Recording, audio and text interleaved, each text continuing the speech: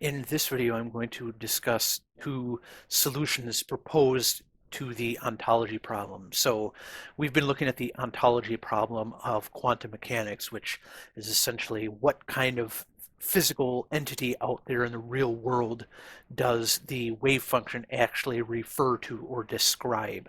And these two things have been proposed to sort of fix this ontology problem. Well, one of them by Schrodinger himself was sort of proposed for the purpose of solving the ontology problem, where quantum field theory was not developed as, trying to answer the ontology problem, but it's sometimes said to be something that could fix the ontology problem. But in this video, we will see why that is actually not the case.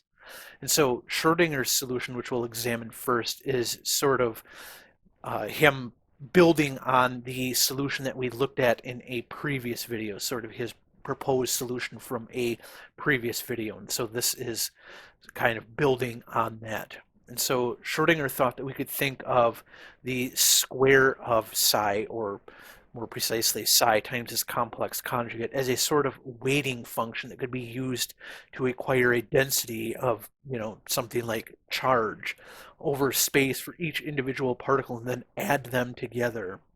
So for an n particle system, the wave function looks like this.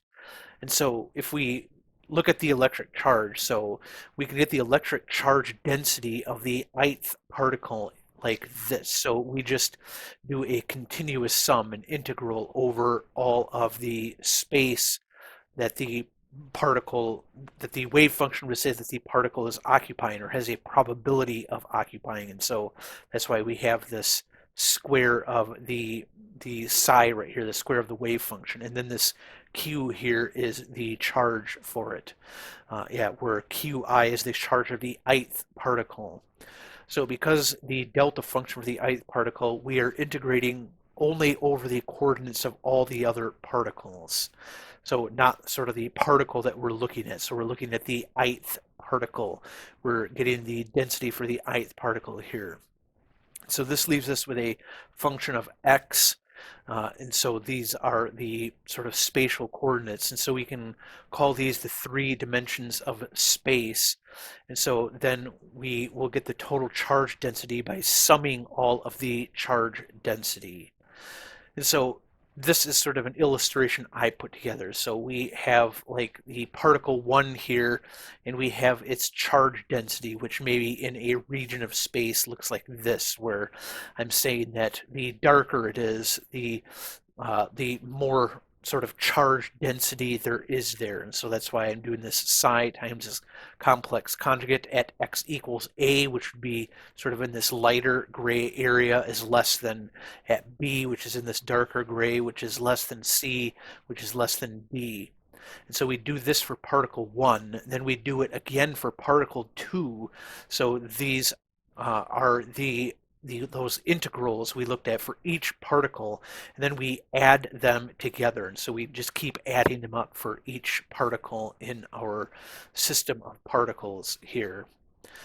And so yeah, that's how we get the total charge density here, where these right here are just these integrals here of the charge density. So if we look at a more concrete example in 1D space, so we can have our box of length 2L here with a particle inside that we split in half so that we get two boxes of length L. So this one is 2L, so each of these would be just 1L in length. We then separate the boxes by distance D, so we could sort of put a D in here such that the potential becomes this, where inside this box from 0 to L right here, we have a potential of 0. Then we're some distance d away from that over here. So this is our d right there. And so starting at d right here and then going all the way to L on here, we have potential 0, where it's infinity everywhere else, which is essentially saying that there's no way for quantum tunneling between these two things here. And we could separate these by an arbitrary distance d. And so a particle confined to the left half box, so that would be like this one right here, would have this as its wave function right here. So that's just a solution to the 1D infinite potential well wave function there. And then we'd have this one for the right half box, where now we have this x minus d here in the sine function.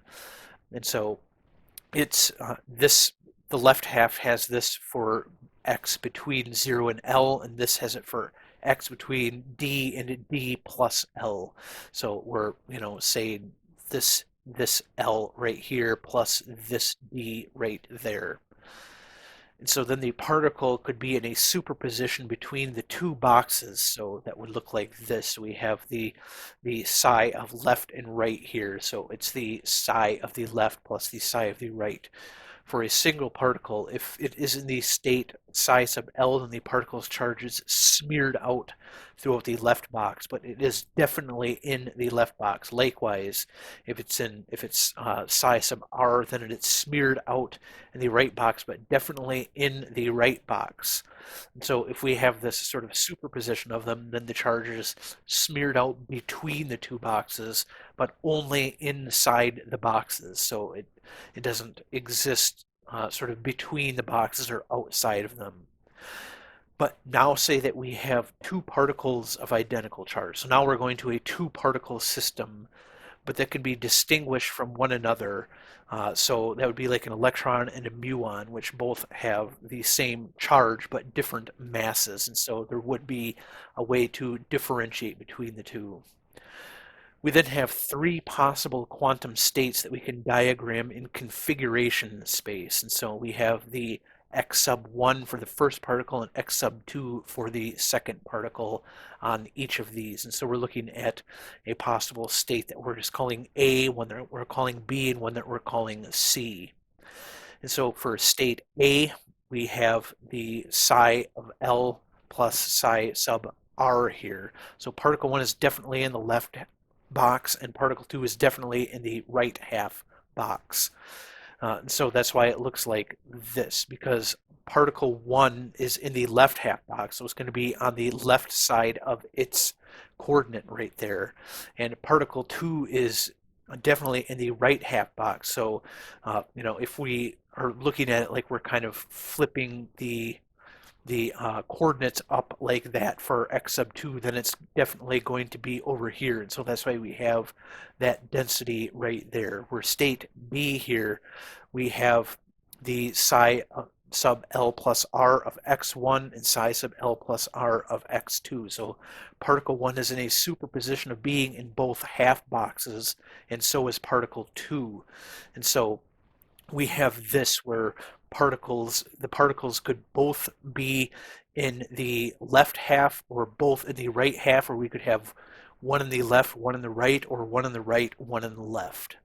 Then we have state C, which is another possible way that this could be, where we have the psi sub c here equal this 1 over square root of 2 plus this psi sub L of x1 times psi sub R of x2 plus psi sub R of x1 times psi sub L of x2. So the entangled superposition of particle 1 left and particle 2 right, with particle 1 right and particle 1 left. And so we're saying that they're always going to be in opposite sides of each other, opposite sides of their respective boxes. So these three different states, three states are different and have real measurable things that would be different about particles in each state of the three different cases. So in state A, we will always find particle 1 on the left, so left side of the x1, and particle 2 on the right. In state B, like I said, it can be 50-50 left and right, but they're completely uncorrelated. So there's 25% chance both left, 25 both right, 25 particle 1 left, 2 right, 25 particle 1 right, 2 left.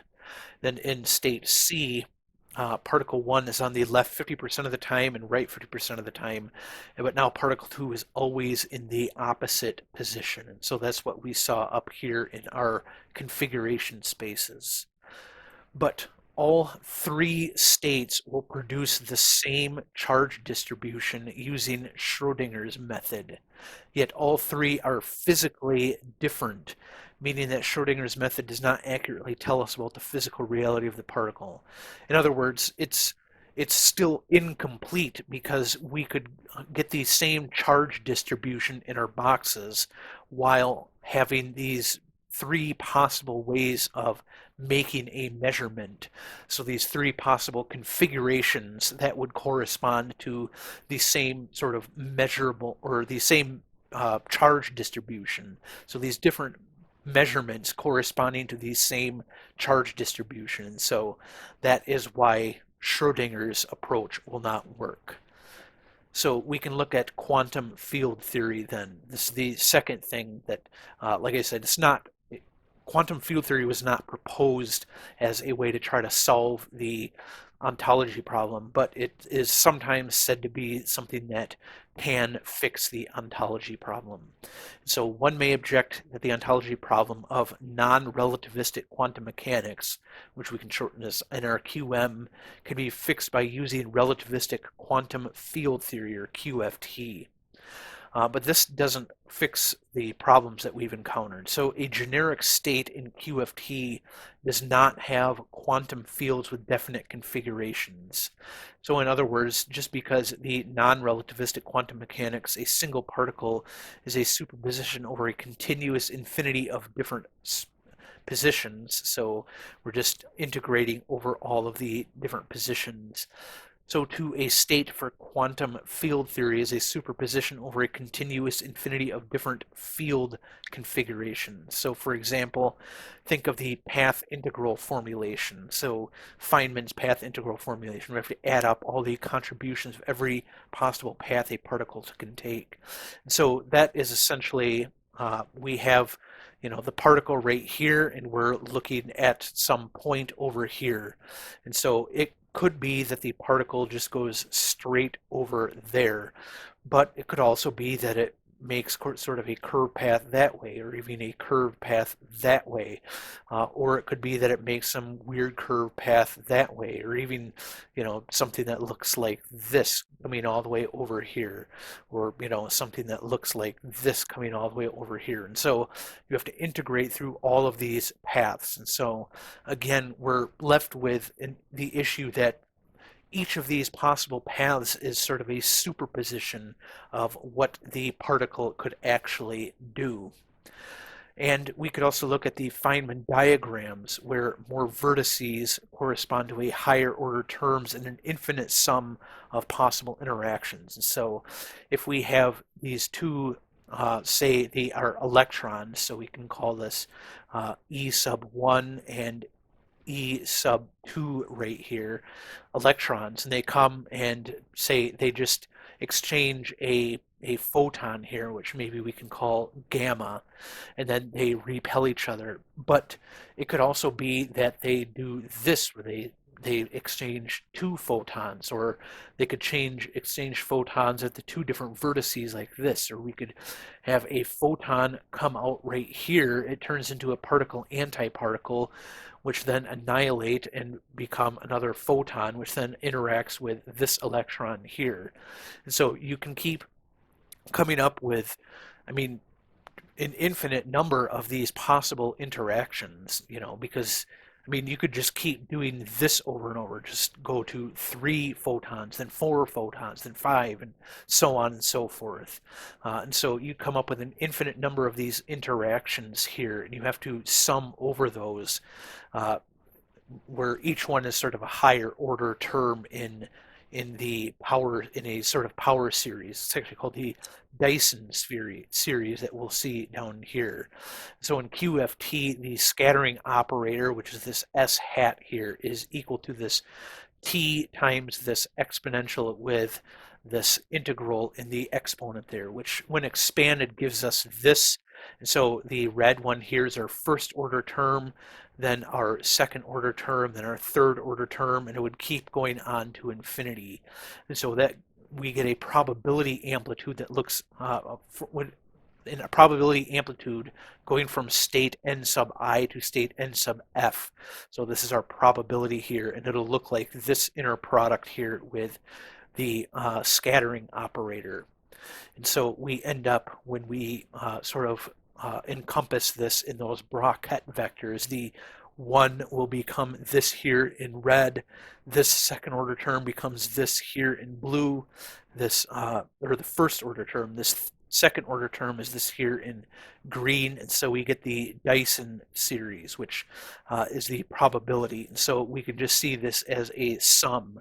So we have these negative here, but we could just kind of bring those right inside each term like that, and then just, plus a negative. But the point is, we still get this sort of infinite series of possible ways of these things interacting with each other.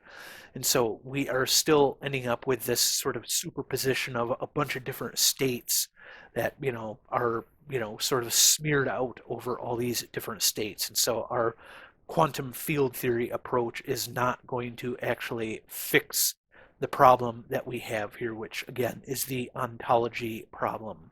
So trying to say, like, what sorts of things are our equations, our wave functions, and so forth refer to.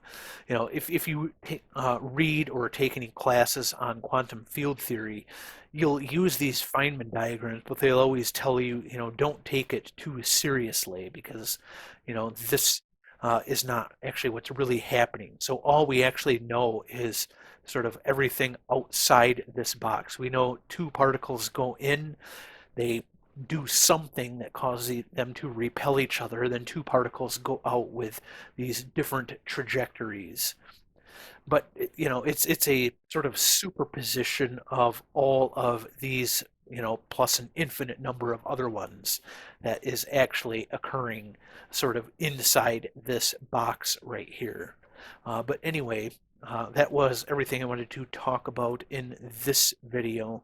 I hope you found it interesting, and I will see you in the next one.